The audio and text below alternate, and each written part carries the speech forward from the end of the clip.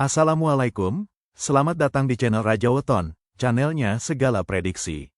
Mohon dukungan kepada semua teman-teman untuk memberikan like dan komentar yang membangun. Terima kasih dan selamat menonton.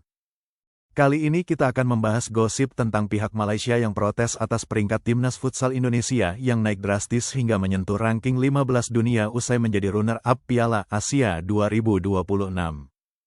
Mohon tuliskan doa terbaik kalian untuk Timnas Futsal Indonesia agar bisa terbang tinggi mengukir prestasi. Oke, kali ini kita mau ngebahas sesuatu yang lagi heboh banget di dunia futsal. Sebuah pencapaian yang luar biasa, tapi di saat yang sama juga bikin perdebatan panas.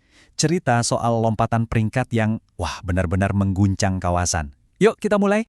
Semua berawal dari sini. Satu angka, 15. Kelihatannya sih biasa aja ya. Tapi percaya deh, di dunia futsal baru-baru ini, angka inilah yang jadi pemicu segalanya. Jadi, ada apa sebenarnya dengan angka 15?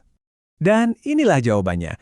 Tim Nasional Futsal Indonesia tiba-tiba aja meroket ke peringkat 15 dunia di daftar resmi FIFA. Ini bukan sekedar naik peringkat biasa ya. Ini tuh lonjakan bersejarah yang langsung menempatkan Merah Putih di peta futsal global.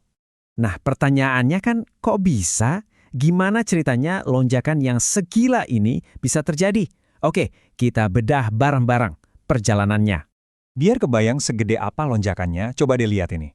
Dulu Indonesia itu bahkan nggak masuk 20 besar dunia. Sekarang tiba-tiba aja nongkrong di posisi 15. Gila kan?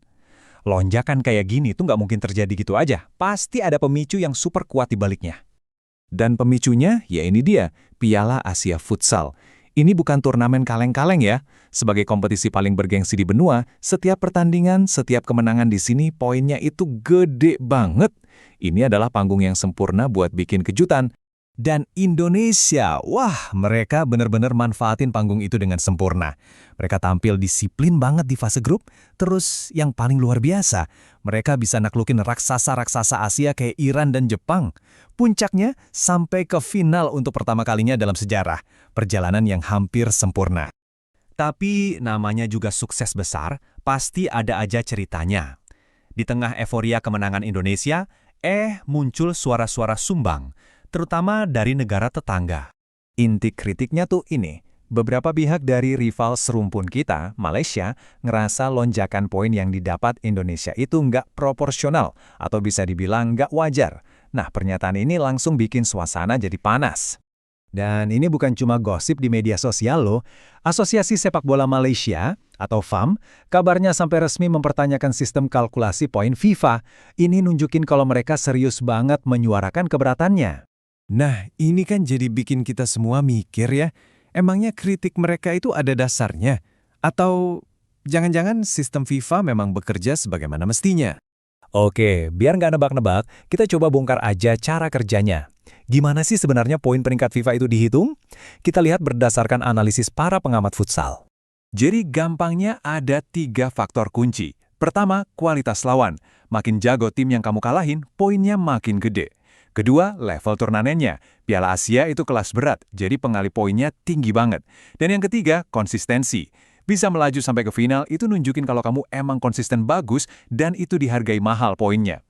Nah, kalau kita lihat lagi performa Indonesia, ya pas banget. Ngalahin tim-tim kuat, di turnamen paling bergengsi, dan konsisten sampai akhir. Semua syarat buat dapat poin gede itu terpenuhi. Jadi ya, sistemnya emang bekerja persis seperti yang dirancang. Oke. Jadi, terlepas dari kontroversi yang ada, apa sih artinya semua ini buat futsal di kawasan kita? Ini bukan lagi cuma soal satu pertandingan atau satu peringkat loh, ini tentang pergeseran peta kekuatan. Reaksinya kontras banget kan? Di satu sisi ada euforia dan perayaan besar di Indonesia. Di sisi lain ada perdebatan panas di Malaysia. Dan yang paling penting, sekarang seluruh Asia jadi ngelirik, menandakan ada dinamika baru di futsal Asia Tenggara. Buat publik Indonesia sendiri, ini bukan hoki semalam. Peringkat 15 dunia ini dianggap sebagai buah dari pembinaan bertahun-tahun dan kualitas kompetisi domestik yang terus membaik.